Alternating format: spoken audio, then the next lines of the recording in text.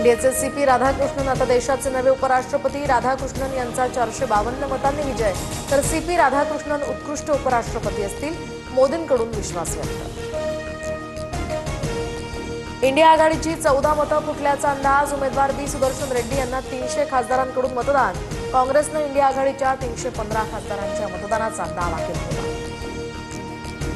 एनडीएची मतं फोडू असं सांगितलं, मात्र विरोधकांना स्वतःची मतं सुद्धा राखता आली नाही। फडणवीसांचा इंडिया आघाडीला खोचक टोला, तर उपराष्ट्रपती पदाची निवडणूक बिनविरोध होऊ शकली असती, शिंदेंची प्रतिक्रिया।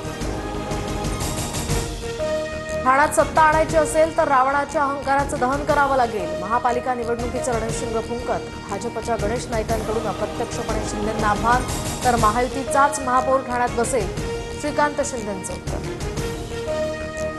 चंद्रशेखर बावनकुळेंच्या उपस्थितीमध्ये आज ओबीसी उपसमितीची बैठक। छगन भुजबळ, अतुल सावे, पंकजा मुंडे उपस्थित राहणार।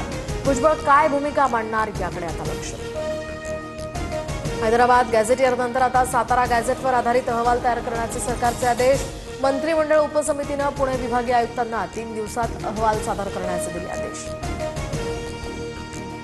माढ्याच्या कुर्डूतील मुरुम उपसा बेकायदेशीर असल्याचं महसूल प्रशासनासह जिल्हाधिकाऱ्यांकडून जाहीर।